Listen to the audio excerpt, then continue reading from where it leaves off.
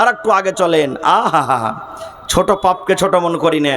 আল্লাহর নবী একদিন বসে আছেন, আল্লাহ নবীর স্ত্রী মা আয়েশা রাদিয়াল্লাহু তাআলা আনহা নবীর পাঞ্জরে বসে আছেন, গল্প সল্প করছেন। নবীজির আর একটা স্ত্রী সাফিয়া রাদিয়াল্লাহু তাআলা আনহা, যিনি সাইজে একটু খাটো ছিলেন। যারা সাইজে একটু খাটো আমরা কি বলি? নাটি, বাঁঠা, বাঁঠি বলি কি বলি না? হানা বলেন, বলি না? বলি না? তো সাফিয়া রাদিয়াল্লাহু তাআলা আনহা সাইজে একটু খাটো ছিলেন। এবার নবীর পাঞ্জরে কিন্তু আসছেন, নবীর সাথে দেখা করতে আসছেন, কোনো দরকারে নবীর কাছে আসছেন। এবার মা আয়েশা রাদিয়াল্লাহু তাআলা আনহা নবীর পাঞ্জরে যে বসে আছেন, ইশারা করে বলছেন, হুজুর, হুজুর, মানে নবীজি, এই দেখেন, ইশারা করে, শুধু ইশারা করছেন, এই দেখেন আপনার স্ত্রী সাফিয়া যে নাটি, দেখেন আপনার কাছে চলে আসছে, নাটিকে দেখেন আপনার কাছে আসছে। ওরে সুবহানাল্লাহ, রাত দিন আমরা এরকম পাপ করি, কিন্তু এই কাজটা যে কত বড় পাপ আমরা বুঝি না। মা খালারও দেখবেন কথাতে কথাতে যায় যে লড়াই ঝগড়া হবে, তখন বলবে কালনি, কালটি, এরকম ওরকম কানি, একটু টেরি থাকলে কাউকে টেরি বলে ডাকবে, কত রকম বলে ডাকবে। কিন্তু সুবহানাল্লাহ, নবীজি যেমনই শুনলেন আমার স্ত্রী আয়েশা, ওই নবী একটু নাটি খাটো, তাকে ইশারা করে বলছেন, হুজুর, এই যে দেখেন নাটি আপনার কাছে আসছে। সুবহানাল্লাহ, আল্লাহ রাসূলুল্লাহ সাল্লাল্লাহু আলাইহি ওয়াসাল্লাম রাগ করে নিলেন, নবীজি রেগে গেলেন। কত রাগলেন, যখন নবী রাগতেন নবীজির চোখ লাল হয়ে যেত। দয়ার নবী রেগে গেলেন, রেগে যাওয়ার পর নবীজি বিবিকে ডাকতে বলছেন, ও আমার বিবি আয়েশা, তুমি একটা লোককে নাটা বলেছো, একটা লোককে তুমি বাঁটা বলেছো। এই নাটা এবং বাঁটা কথাটাই এত নোংরা, এই নাটা এবং বাঁটা কথাটাই এত খারাপ। এই কথাটাকে ধরে যদি একটা সমুদ্রে, একটা নদীতে ছেড়ে দেওয়া হয়, গোটা সমুদ্রের পানি দুর্গন্ধ হয়ে যাবে। দুর্গন্ধর কারণে নদীর পানি পান করা যাবে না। আয়েশা রে, এই নাটা এবং বাঁটা কথাটা ধরে একটা সমুদ্রে যদি ছেড়ে দেওয়া হয়, একটা পুকুরে যদি ছেড়ে দেওয়া হয়, একটা নদীতে যদি ছেড়ে দেওয়া হয়, সমুদ্রের পানি দুর্গন্ধ হয়ে যাবে। দুর্গন্ধর কারণে সমুদ্রের পানি পান করা যাবে না। এবার আপনাকে বলি, চায়ের দোকানে বসে গেছেন, চা খেয়েছেন, আরে অমুক মৌলানা, নাসিরউদ্দিন মৌলানা, হ্যাঁ বলিস না, শালা ওইগুলাকে মুলবি কে বলবে? ওই মসজিদের ইমাম, হ্যাঁ, আরে ওর কথা তো বলিস না, ওগুলাকে কে মুলবি বলবে? অমুক নামাজি লম্বা লম্বা করে দাড়ি খেয়েছে, ওর থেকে আমি ভালো আছি, একক তো নামাজ পড়ি না, দাড়ি রাখিনি, কিন্তু ওর থেকে আমি ভালোবাসি।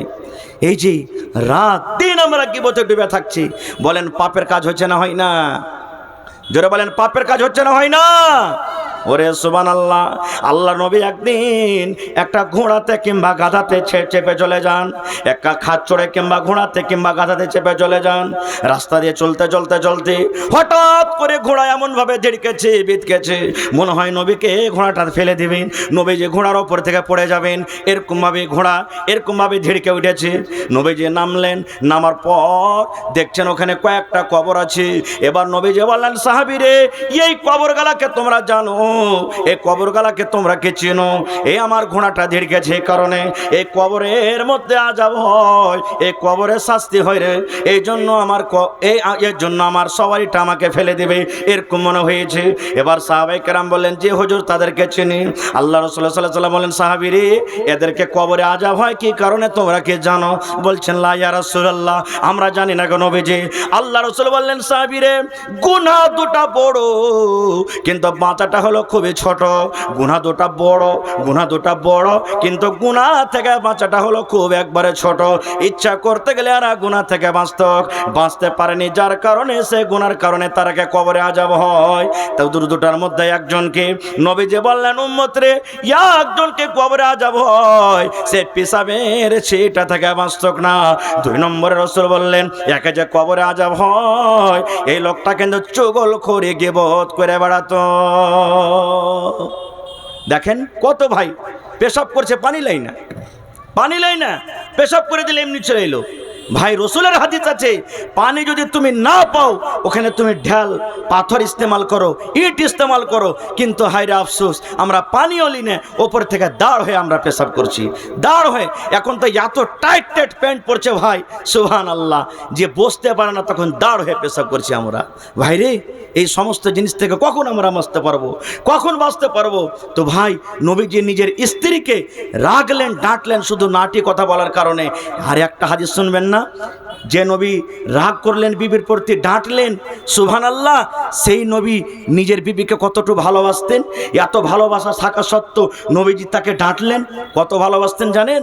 আল্লাহ রাসূল সাল্লাল্লাহু আলাইহি ওয়াসাল্লামের স্ত্রী মা আয়েশা রাদিয়াল্লাহু তাআলা আনহা নিজে বলেন, আমি নবীর পাঞ্জরে বসে আছি, দুধ পান করি, পানি পান করি, ওরে সুবহানাল্লাহ, নবী আমার দিকে দেখেন, আমার বিবি আয়েশা গিলাসের কোন জায়গাতে মুখ লাগায়, ঠোঁট লাগায় পানি পান করেন, আমি দেখছি। মা আয়েশা বলেন, আমি দুধ পান করি, গিলাসে পানি পান করি, আমার নবী আমার দিকে দেখছেন, আমার বিবি আয়েশা গিলাসের কোন জায়গাতে মুখ লাগায় পানি পান করেন।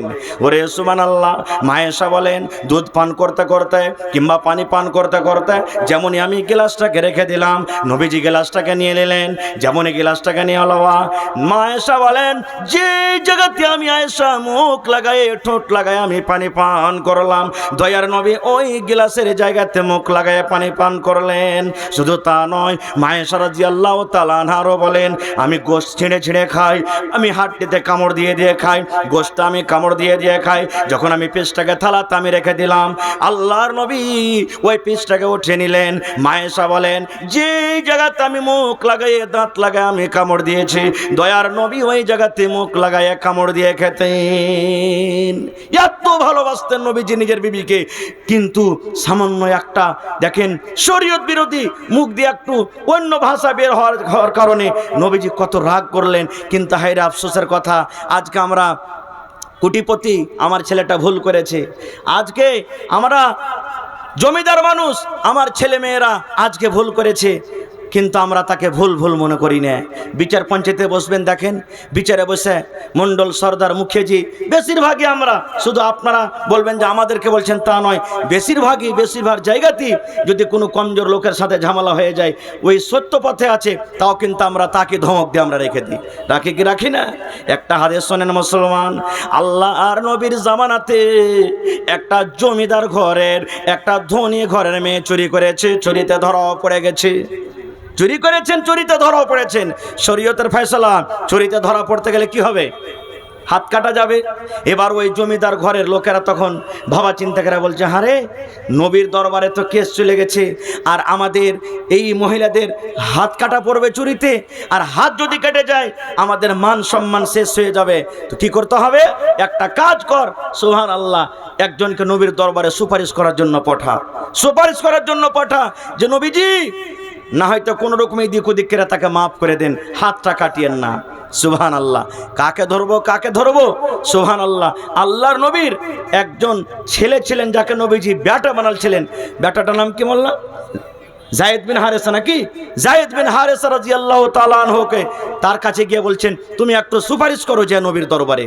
চলে গেলেন ওসামা বিন যায়েদ, জি ওসামা বিন যায়েদ বলছেন তুমি সুপারিশ করো। চলে গেলেন, যাওয়ার পর তখন সেই ওসামা বলছেন, নবীজি একটা কথা বলবো। বলছে কি? বলছে ওই যে আপনার কাছে একটা কেস এসেছে, অমুক মহিলা চুরিতে ধরা পড়েছে, তো যদি একটু এদিক ওদিকের আপনি পারতেন তো ওকে মাফ করে দিতেন। সুবহানাল্লাহ, দয়ার নবী যেমন এই কথাটা শুনলেন, ওরে সুবহানাল্লাহ, নবীজি রেগে গেলেন।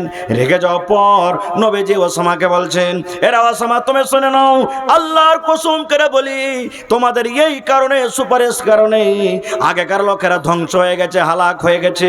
যখন ওদের গরিবেরা যখন কোনো ভুল করত তাদেরকে শাস্তি দেওয়া হতো, আর যখন ধনীরা কোনো ভুল করত তাদেরকে ছেড়ে দেওয়া হতো। আমি আল্লাহর কসম করে বলি, শুনে লাও রে, আমার মেয়ে, আমার কলেজার টুকরা ফাতেমা যদি চুরি করে আর চুরিতে ধরা পড়ে যায়, আমি নবী তাকে রেহাই করব না, তার আমি হাত কেটে নেব। সুবহানাল্লাহ, হায় রে আল্লাহ। কিন্তু আফসোসের কথা, আজকে আমরা মুসলমান মুখ দেখে দেখে কিছু শরীয়ত চালাচ্ছি।